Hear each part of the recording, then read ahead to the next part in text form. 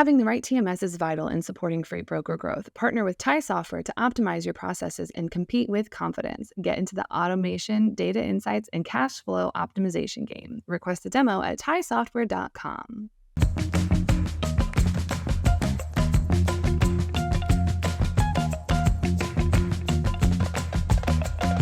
Welcome back to another edition of Chat Call. Today we're talking about all things pallets and a weird twist. Don't forget to subscribe to the newsletter on freightwaves.com/chatcall if you haven't already. Today we are joined by Kevin Cole, the Senior Vice President of Sales and Operations at Pallet Trader. Welcome to the show, Kevin. Hey, glad to be on. Thanks for having us. I'm very excited about today because we're going to talk about all things Pallet Trader, which we'll get into the specifics of it in a little bit. But this is a service that I wish existed back when I was, slinging some freight left and right. It would have made my job infinitely easier than, what it was. So very excited to get into that. But before we get too far into that, let's get some background on you and kind of how you got started at Pallet Trader. Yeah, good question. So I've been directly or indirectly tied to transportation, logistics, broader supply chain for roughly 15 years or so. Last 12 or better, more specific to transportation logistics. I was fortunate enough to do a few different things at C.H. Robinson for several years. That led me to XPO as a whole, but as we were becoming one before we were separate parts. So I was fortunate enough to be there for some of that. Got to do a variety of different things there, from just owning some different P&Ls, corporate sales team, national sales. Good company. Had a lot of just quality relationships across the board there. And then somehow that led me to Pallet Trader. And we'll get into Pallet Trader as we go. It wouldn't be fair to now RXO to say that Pallet Trader was a no-brainer, because RXO was fantastic people, company, future, everything was looking up there. But the Pallet Trader team presented just a very unique opportunity. And as we'll discuss, just something that really fit and was needed in the supply chain space. I like that your story is very similar to everyone else's story that has been in supply chain for, 5 to 10 years of, you dabble in a little bit and then inevitably you just kind of get stuck. And then you find you just kind of, this is where you end up. Like myself personally, I've tried to leave supply chain a few times, but turns out once you're in it, you're in it. And everybody's like, no, you don't get to go anywhere. You stay here now. Yeah. I think this whole venture started in a pre-med healthcare management type world that led to freight somehow. And here we are. All roads inevitably lead back to freight, whether you want them to or not. Yeah. So for those of us who might not be familiar with Pallet Trader, can you kind of break down what it is you guys do and, that unique solution that you guys have that immediately I wish I had 10 years ago? Yeah, we'll start 30,000 foot view, and then we can just kind of break it down as you see fit. And I'll try to correlate it back to, because I know a lot of the folks are familiar with transportation and logistics, and so we'll equate it to a lot of that too, just to help it make sense too for some of those folks. But at its essence, so Pallet Trader is a tech-enabled pallet solutions provider with a spectrum of services that range from the world's first and largest online e-commerce space for pallets in particular and pallet suppliers. And that spectrum of services spans all the way out through fully managed solutions.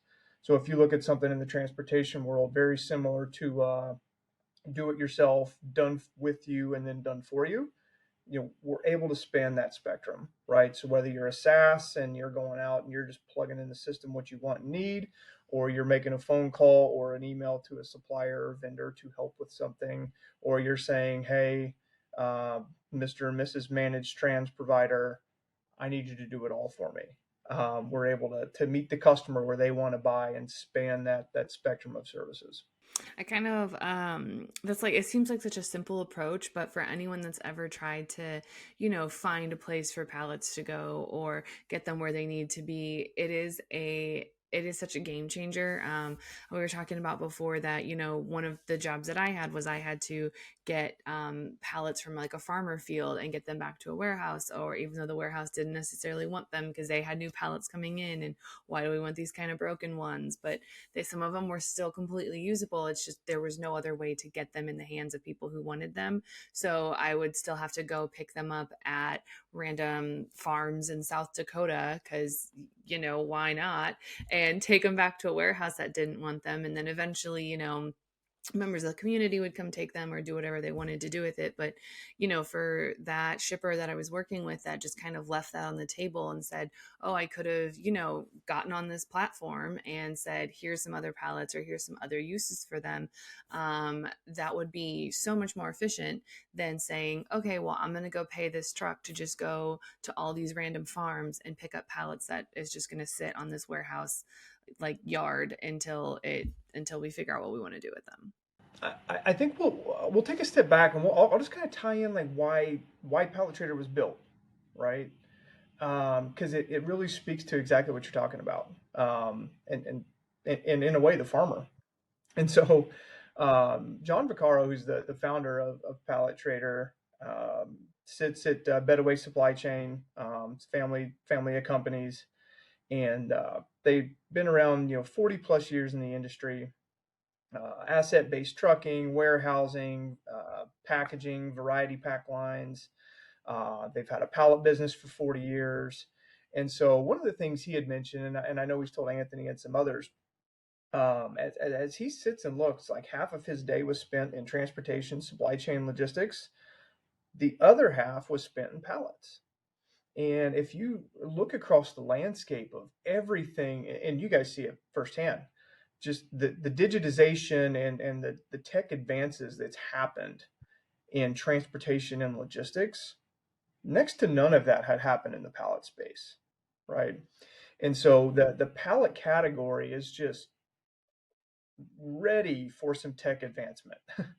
And John saw that vision a few years ago and said all the things that very similar to what you mentioned, but a lot of the challenges and trouble that he had in the pallet space, like he was getting quick answers and visibility and accessibility in the transportation logistics world. He didn't have that in pallets. So he said, well, let's just go. And I wouldn't necessarily compare us to to draw that correlation to like eBay or Amazon. I think because there's elements and aspects of some of those. But if you take like the eBay, Amazon, TMS functionality, order management, some different types of procurement practice, and you roll all that into one, that's where you get Pallet Trader, right? And so Pallet Trader was built for the pallet category by someone that's been in the pallet business for 40 plus years. But that person just so happened to is actively sitting in the transportation logistics market and very attuned to what's happening, right? And so we're able to take a lot of these familiar processes and practices from all these tools that everyone knows, likes, and trusts and say, hey, pallet category, here's a new tool for you that honestly helps solve a lot of those problems. And we'll dive in a little bit more as we go, but yeah, it's always fun to come in and tell the back. I don't know how many we could continue to tell the backstory because it fits such a niche need, and it's such a familiar answer to a problem that everybody has, right? I mean, you had them in 2016 or 2018, whatever the year was, but those problems still exist today, and we're still solving the same problems. I guarantee the exact same problems that I was dealing with then, that same shipper is dealing with because heaven forbid we change anything.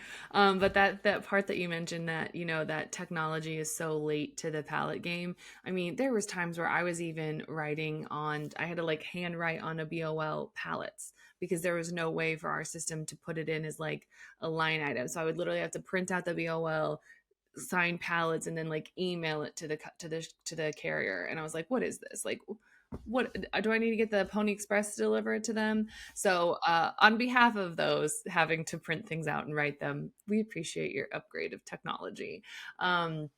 So kind of jumping onto that, you guys have some new features that have recently come out. Do you want to break down some of those and kind of, share those examples of how the buyers and sellers are, getting navigated to each other?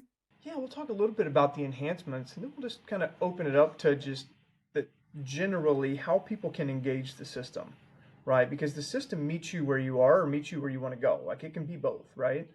And so, like the new enhancements that we just rolled out, I think that the biggest, and they're all exciting, but one of the most exciting ones is new member functionality, where historically we had this set up to where if you wanted to go see inventory to see anything that's posted out there on the marketplace, you had to sign up, become a member, and then you would get access to everything that's out there, and not just the inventory, but private groups and communities, some market intelligence, just a variety of different features, right?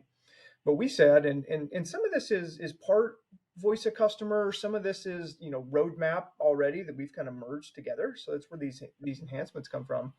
But now we've got this option where you can choose like the freemium, right? The guest pass. You can sign up to become a member, right? Where you start to get more access to more things, private communities, and things like I mentioned. Or you can um, honestly schedule a call with the team and figure out how we can be more of an enterprise or more of an integrated collaborative solutions provider for you, right? So it's kind of walking that spectrum of do it yourself, done for, done with you, done for you, right?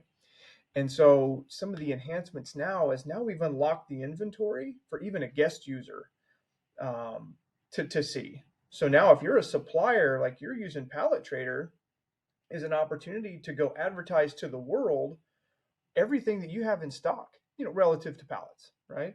So here's everything that we're selling, or here's a lot of our commonly, manufactured pallets, 4840 new, or just whatever it is that you're doing frequently. You can advertise that into the system, and now you can do it for 6 months, and you can tell the world, and it's reoccurring, right? So now that unlocks the ability for the buyer community to go out and see what's actually out there, right?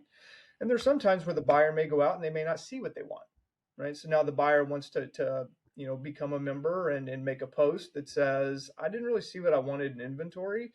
So let me make a post, right? Soliciting almost like an RFQ um, type of response. And so there's some, digital matching, which is familiar in the transportation world, but there's so based on criterias and profiles, like if it's something in your area or based on your criteria, you now get the notification to go in and bid. So it really serves multiple purposes, and it can be a lot of different things to a lot of different people. And so and we've done some other operational enhancements, and we've removed some just created some efficiencies just to make the process quicker. Take out a little bit of the back and forth where automatic orders are just created, and now more automation and some other things. So yeah, that's more on the enhancement side, but it's when you think about how people can engage the system as a seller, it's great because I now have a marketplace where I can go advertise everything I have, and I can have customers connect with me or reach. It's Pallet Trader is the sales arm that they never had, or it's an extension of the sales team they already have, right? And then as a buyer, like I now have one portal I can log into and unlock and access hundreds of suppliers I never had. Because historically speaking, the majority of the pallet category was operating 10, 20, 50-mile radius and whoever you could find in the white pages. And Google searches have been better, right, than the old white or the yellow pages, whichever they were. But now Pallet Trader is the portal that unlocks all of that, right? We're doing similar things. Oh, I really like that you said that, you take some of those technologies and some of those approaches that people are familiar with in other aspects of supply chain, and you've kind of brought it to pallets. Like you said, that digital freight matching of, that's something that someone's already familiar with. So when you introduce it into the pallet world of, okay, well, I don't have to sit here and just Google search like, pallet supplier St. Louis or pallet supplier insert this place that my shipper might be working on setting up a new location or something like that. I don't have to just do that and hope that I picked a good supplier. Like I can go out and I can find someone that's actively wanting my business, because in theory, if someone's actively wanting my business, they're going to be a lot more responsive than me just filling out the contact us part on maybe their website of a pallet supplier, maybe not, who knows. Like I might just have to call John at Pallets RS and say, hey John, got a new location, can I get some more pallets? And he'll be like, yeah sure, truck will be there tomorrow. It's funny because we can still be and do all of the above, right? And that was important for John, our founder, was to say like the category operates in a certain way today. Like let's not. It's one of the beauties about it being built by someone that comes from the category, because they understand it, they get it, right? There's a lot of times I say our category is very similar to the flatbed world, of the 90s and 2000s, right? Just a phenomenal group of people. Um, but it's behind in tech. Like it just needs a little advancement and a little bit of help. And we walk through these stages with and not just buyers, but the first thing for us is the awareness part. People just didn't know that this technology existed to help accelerate their business, right? And then after we get through that, it's the permission of like, hey, now you know about it. Now you just got to try it. Just use it, right? So the feedback's been great. We've been very fortunate.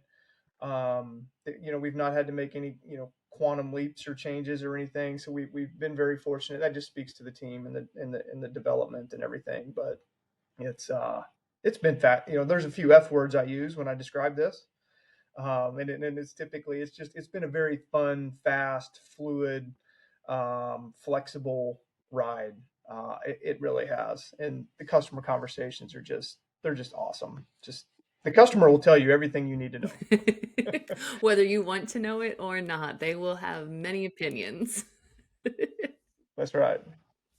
So I guess when it comes to, so we kind of, you guys have brought pallets into the 21st century, which we appreciate you, because it's, look, it's 2024. Anything we can do to get supply chains not running on Excel is a-okay in my book. Not that Excel's a problem. It's great. It serves a purpose, but should not be the end all be all for your supply chain.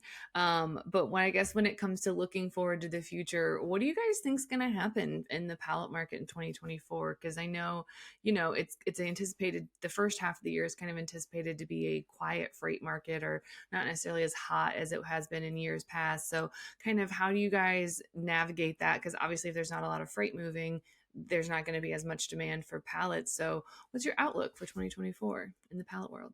Yeah, hey, the same crystal ball a lot of people try to look out of. For us, in a lot of ways, pallets, in some instances, can be a leading indicator, but they're a good lagging. They lag to transportation, right? So I think where we're at today is a few months behind where the transportation and freight market was a few months ago. So we've just, we're kind of hovering around the bottom, right? But it can't stay like this for long, right? Because you start to see the same thing in the pallet world that you see in the trucking world, and spot rates collapse. And then all of a sudden, people that bought in at the height of the market, it's just not feasible, right? And everyone's got extended terms nowadays. And so the pallet community, the prices at some point will have to come up. Obviously, there's a supply and demand element to that. There's a ton of supply in the market. As one day we'll stop talking about COVID, but COVID created this whirlwind of massive amounts of inventory that got stocked, and then a massive amount of inventory that got liquidated, and all of those pallets flowed right back into the pallet recycler in the manufacturing space. And so there's a lot of used pallets sitting out there, and demand has sharply declined. And so we are very, we'll say, patiently waiting, but to see the demand increase, right? So we were just at a conference this week, and a lot of people are optimistic for H2, probably the latter half of H2. Obviously, there's an election coming up, and whether you're happy now or happy someone else might come in, doesn't matter. Most folks in these years typically wait to see what happens. So it'll be interesting to see how it goes. I think everyone's optimistic on H2, um, but we'll see. I think 2025. I think there's a little bit more hope, but H2 is what we all have the fingers crossed for. I was gonna say that everyone that I've asked their predictions and their crystal balls, everyone has always said that the back half of the year is really gonna be where things start to turn. You just got to make it through the front half, and then it should hopefully the summer is when it should turn. But I mean, it's transportation. We have up cycles and down cycles, and our last up cycle was an up cycle. Like it was hot, it was going, it was moving, it was grooving. But it's almost like the higher those hot cycles are, the lower those low cycles are going to be. So you got to take the thunderstorm with the rainbows. And so right now we're deep in the middle of that cold thunderstorm. And I mean, look, it's going to be a long January and probably just as long of a February, but it's okay. The market will turn. It always does. It's just a matter of hanging on until it does. Yeah. Many years in brokerage taught me that lesson a few times. All right, so we are coming to the end, and I don't know if your years in brokerage has taught you the answer to this question, but maybe it has. It's a question that everyone that comes on the show has to answer, and it might be the hardest question that you're asked today. Are you ready for it? Oh yeah, absolutely. Is a hot dog a sandwich? Good question. Um, well, by definition, a hot dog is a hot dog, right? Correct. A sandwich is some sort of a content between two buns. Is that accurate? So if you're just looking at the hot dog, it's a hot dog. If you're looking at a hot dog between two buns, it's a sandwich. Okay, there you go. So if you were to go to like a baseball game and want a hot dog with a bun, would you say give me a hot dog sandwich, or would you just say give me a hot dog? I'd say give me a number two. That's fair. Okay. That's fair. Because you got to get that soda or the beer with it, and then maybe some chips and nachos. Like you got to get that combo. That's really the best way to eat. Then it's really the best way to eat your hot dogs is get the combo effect in there. I think there's a similar argument out there about nachos. Is nachos with cheese or without cheese, or is it just the chip? But it's got to have the cheese to be nachos. A cheese of some sort, whether it's like a dairy free or like a different one. Like you got to have the cheese because otherwise it's a tortilla chip, right? That's your question to answer. Well, I guess that gives us something to talk about next time. If anyone wants to reach out to you about pallets or nachos or hot dogs, where can they find you outside the show? Pallettrader.com is always the easy one to point to. Good contact us page on there. We've got the option to reach out to the team either with the contact form. You can schedule a demo on there. LinkedIn's always a good place too. We've got several active members from the Pallet Trader team that are out there on the street and talking to a lot of people. So I would always encourage engagement any way that you guys can find us. Awesome. You guys heard it here first. Kevin's DMs are open and he is taking the answers to the nacho question. Um, Thank you so much for joining us today. No, we appreciate it. Look forward to the next one. You can find Check Call the Podcast anywhere you get your podcasts, like Apple Podcasts and Spotify. Don't forget to check out all the other incredible FreightWaves podcasts, such as Loaded and Rolling and Point of Sale. Don't forget to subscribe to the newsletter on freightwaves.com/checkcall. See you on the internet.